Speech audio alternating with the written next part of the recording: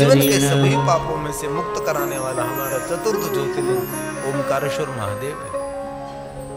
एक बार नारद जी विंध्याचल को मिलने के लिए गए थे, तो नारद जी के सन्मुख विंध्याचल ने अपनी स्वयं की बड़ाई की, बहुत बड़ी बड़ी बात करने लगा, बहुत बड़ी बड़ी बात करने लगा।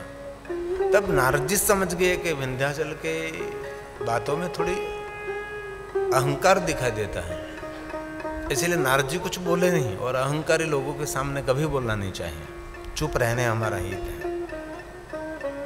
और नारद जी ने कह दिया कि विंध्याचल आप महान हैं, मैं जानता हूं, लेकिन आपको पता है सुमेरु जैसे आप महान नहीं। इसी समय विंध्याचल ने कहा, नारद जी मुझे कुछ मार्गदर्शन करें, मैं महान और श्रेष्ठ कैसे बन सकता हूं।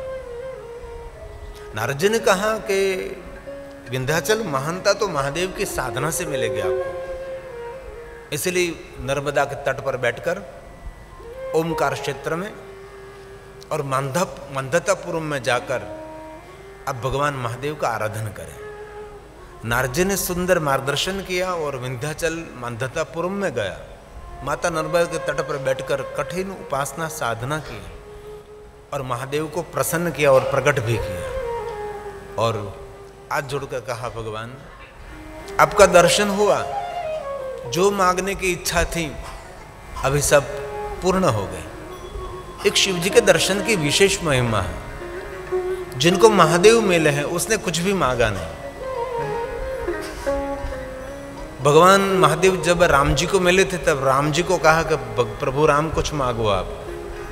राम जी ने कहा, भगवान अभी चल भक्ति मिले, मेरी कभी भक्ति विचलित न हो जाए, आपके चरणों से मेरा भरोसा कभी बस उड़ न जाए, कभी पूर्ण न हो जाए, बस यही कृपा करो। द्वारकाधीश ने भी भगवान महादेव के पास यही मांगा था। ऋषि पूछे, हरे भगति सुहाय। कुंभ जी को कहा था तो कुंभ जी ने कहा, भगवान बस आपकी भक्ति चाहिए। और बहुत सारी कामना के लिए भगवान महादेव के पास पहुंचते हैं, लेकिन शिव मिलने के बाद सभी कामना की पूर्ति हो जाती, कोई भी कामना व्यक्त ही नहीं होती। ये भक्ति की पूर्णता है। और विंध्याचल ने कहा, भगवान मंदतापुरम में अब स्वयंभू स्वरूप में भगवान प्रकट रहे, ये ओमकार क्षेत्र है, यहाँ विराजिए भगवान।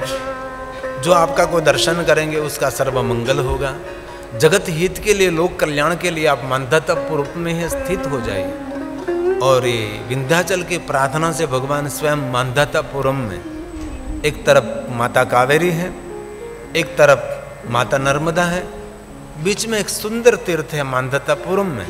स्वयं भगवान महादेव जी स्वयंभू शिवलिंग रूप में वहां उपस्थित रहे और सुंदर ये शिवलिंग प्रकट हुआ। और उसके पहले दर्शन विंध्याचल पहाड़ ने, और उसने पहली पूजा की, और बाद में जितने ऋषि मुनि वहाँ रहते सबने भी तपस्या की, वहाँ उसका आराधन किया। क्रमशः बहुत सारे राजा महाराजाओं ने उसके पूजा अर्चन किए, सभी देवताओं ने इस शिवलिंग का पूजन किया है। ऐसा सुंदर इस शिवलिंग की महिमा है, जिनको हम ओमकारेश्वर महादेव कहते हैं।